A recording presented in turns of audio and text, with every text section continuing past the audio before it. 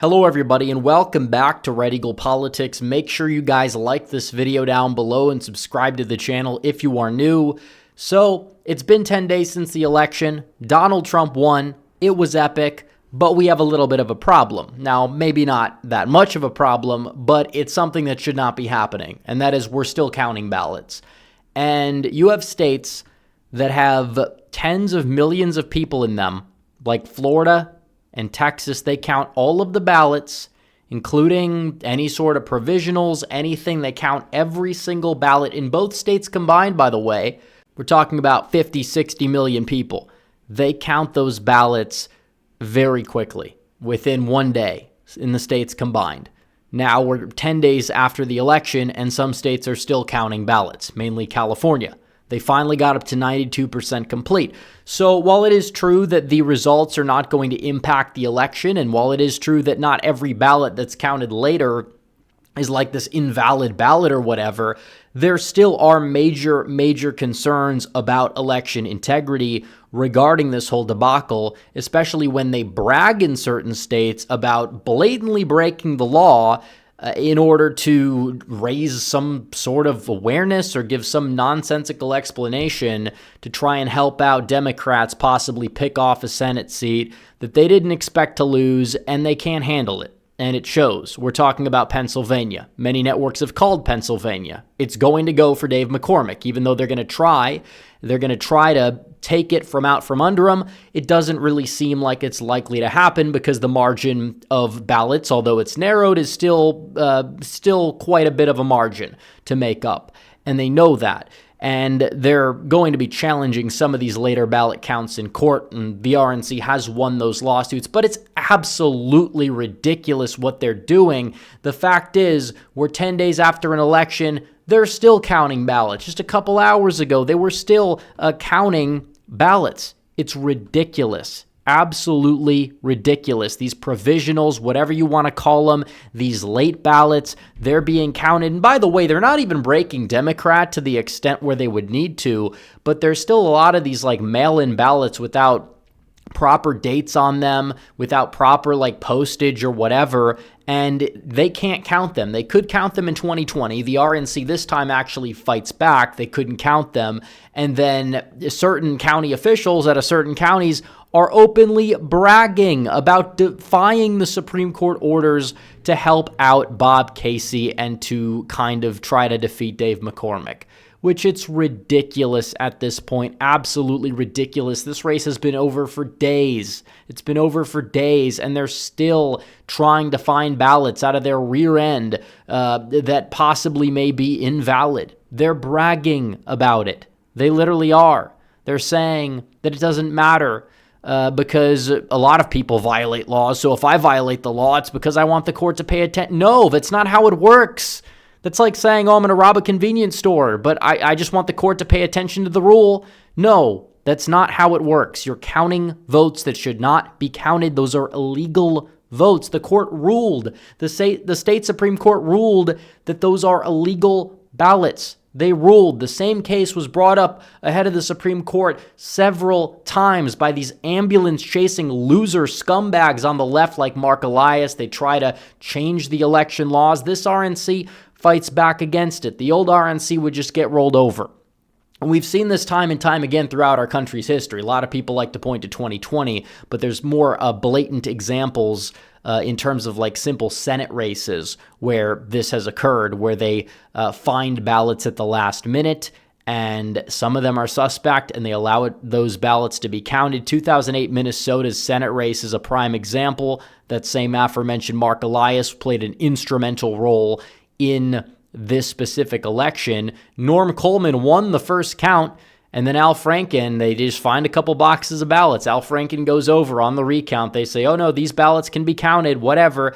He ends up winning by hundreds of votes. That Senate seat flips. Now, I will say that election was way closer than Pennsylvania. I'm not specifically worried about Dave McCormick. He has been projected the winner by a lot of decision desks, from Fox to the AP to even the Red Eagle Politics decision desk. We can basically confirm that Dave McCormick is going to be the next senator, but they're trying to make sure that doesn't happen by any possible means necessary, because Bob Casey is a loser. He's a crybaby. He is a nepotism baby. And it's not like he even shares his father's politics. He's grifting. He's been grifting his entire career off the name. He didn't bring anything to the table. The dad was an actual moderate Democrat. He was beloved by Republicans in the state, independents in the state, Democrats in the state. He was relatively conservative. Bob Casey pretends to be conservative, but he's not Bob Casey Sr., he's Bob Casey Jr. He's essentially just what's left, and it's not much.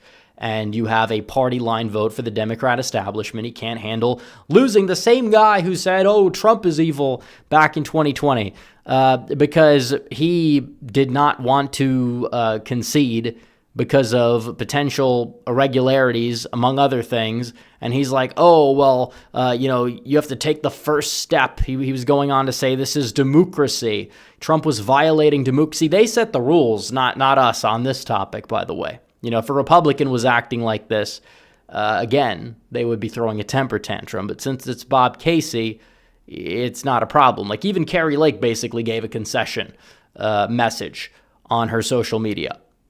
Bob Casey, on the other hand, is saying, no, we're going to keep fighting for these ballots to be counted, even though they're not legal ballots, and they're admitting they're not legal ballots. Think about that.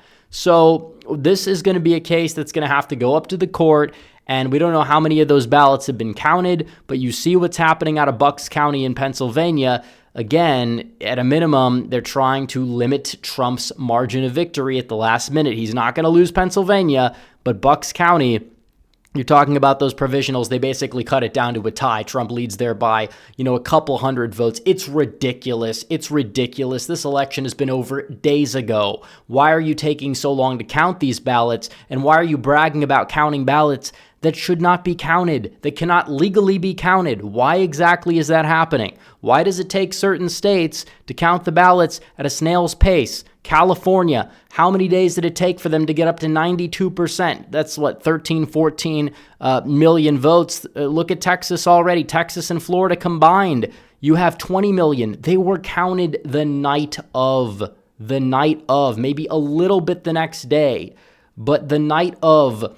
A vast majority in the 90s in both states were counted. Maybe if you do have a few military ballots, whatever, the next couple of days, they usually lean Republican anyways, but you probably would want to have most of them in beforehand just so they get counted. But no, it's ridiculous. And we have Donald Trump coming back to the White House. You have a Republican trifecta officially. Hopefully that they keep that Senate seat in Pennsylvania. I believe they will, but they got to make sure they can challenge some of these potential late ballots as well, because who knows what they're trying to do with some of them, because they're bragging about some of them not being in accordance to the law. But it's okay, they say, because people break the law all the time. We're doing it to get the court's attention. What?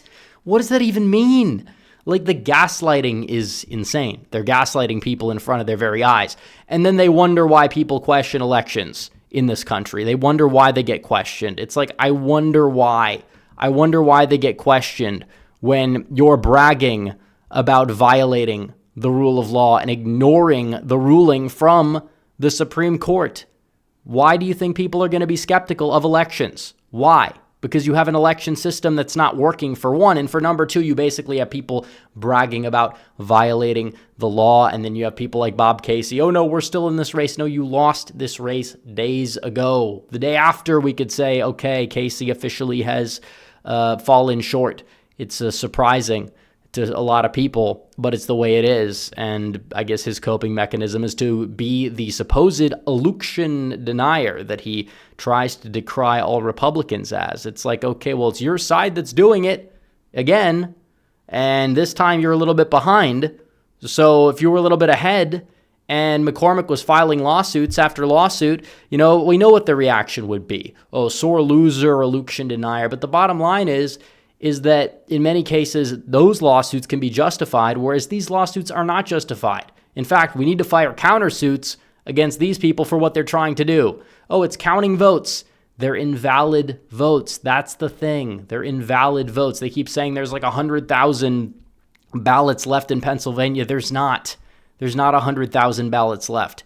There are some provisionals, it seems, which is ridiculous. They haven't been counted yet. It's incompetency at the highest level. Even states like Georgia, they counted entirely one day. North Carolina, one day. All these states, but Pennsylvania can't do it. Even Michigan did. And even though I'm skeptical of some, turnout rates and things like that in Milwaukee, Wisconsin counted everything by 6 a.m. But Pennsylvania, no. You're waiting how long after the election to still be counting ballots in a Senate race? And again, it's not going to change the outcome, but it's still ridiculous when you have these people just doing this thing. It's absolutely ridiculous. So you look at Pennsylvania, that Senate race there. Democrats are trying to take it. They're trying to take it from McCormick, but is it going to work?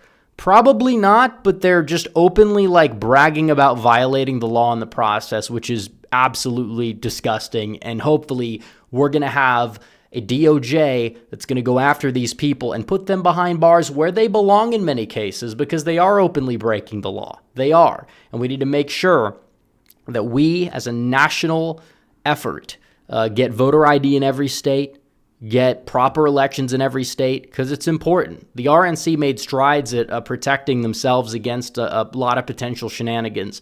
It wasn't necessarily enough in some places, you could argue. I think Wisconsin's the most suspicious, but Pennsylvania, what they're trying to do is a disgrace. Bob Casey should be ashamed of himself, but that's the way it goes. So anyways, guys, make sure you like this video down below, comment down below, subscribe to the channel, hit the bell for notifications so you never miss another video. Follow me on social media. The links are all in the description down below, and I will see you guys in the next one. Red Eagle out.